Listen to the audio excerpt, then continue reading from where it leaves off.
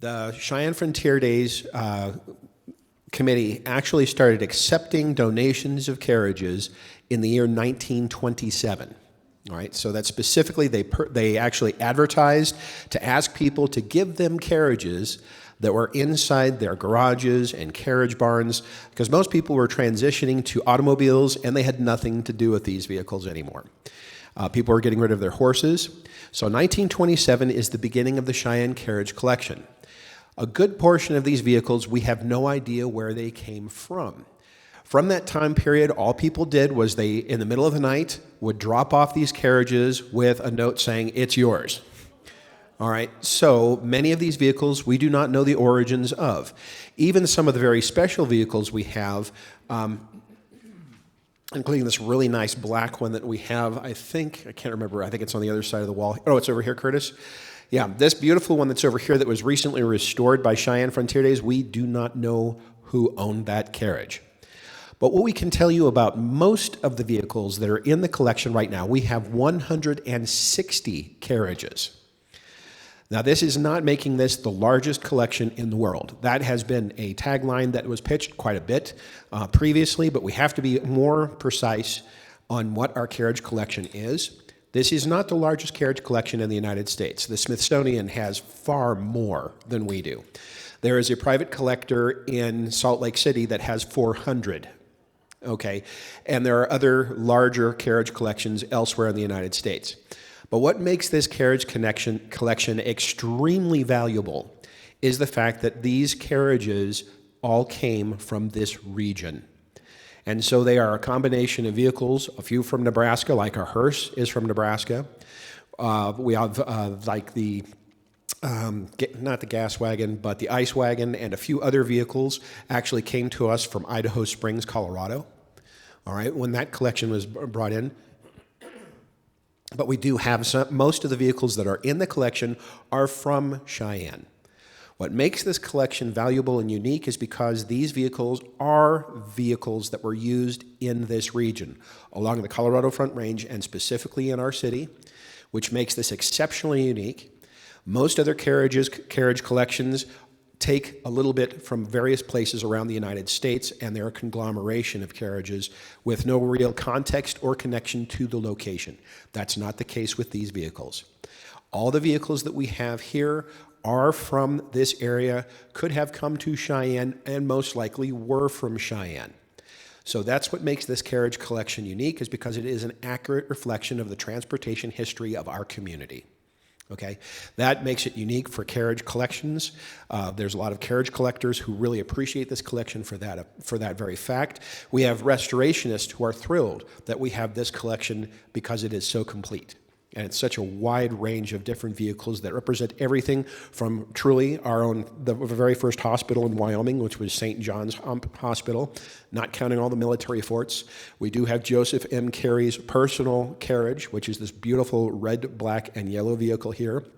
We do have authentic Yellowstones, authentic milk wagons, authentic gas wagons, the Boyce cart, which is right behind us.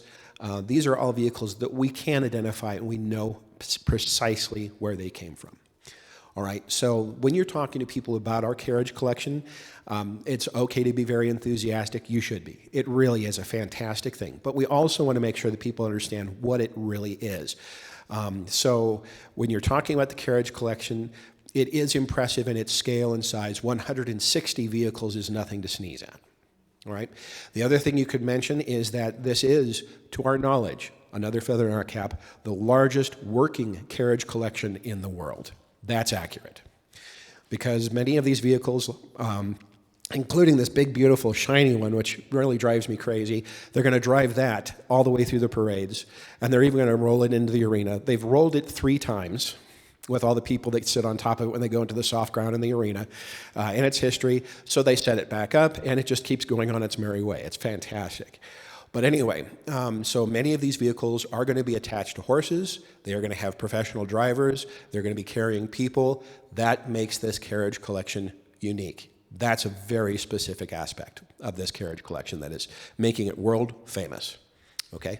So That is very, very brief about these vehicles. They are not collecting many more. They are collecting only very few carriages from this point forward.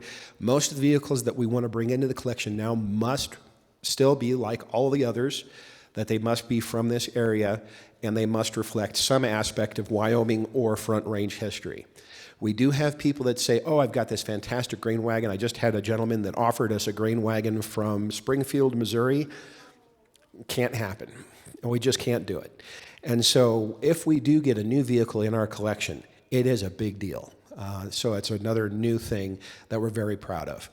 Okay, the newest carriage that we have is probably this VIP wagon. The VIP wagon is made out of steel. It does have disc brakes. It is rated for rolling in traffic like cars and automobiles today. But that was, I think that was brought in about 2020, about 2018, 2020. So that's probably the newest vehicle in the collection. The newest horse-drawn vehicle is the Cheyenne to Deadwood stage. It's that big, beautiful one that they got in 2010, thanks to Marietta Deneen. All the others range in age from about 1865. That's probably the oldest one. And that one actually came from Fort D.A. Russell. And that was our military wagon, which is not here. But if people see that military wagon with the U.S. canvas cover on the top of it, that's an authentic vehicle that is as old as the city of Cheyenne. The only other one that is even close to being that old is actually one you can barely see. It's behind the wall over here, but that is literally the Overland mail coach that we have. That is one of the originals that took the Overland mail before the Union Pacific Railroad came through. All right, so that one is also older than the city of Cheyenne. So, those two vehicles are our oldest. So those are some nice little details. Everything else that we have in here ranges in age from about 1870 all the way up until 1920. All right, and that 1920 vehicle is going to be our Plains Dairy Wagon.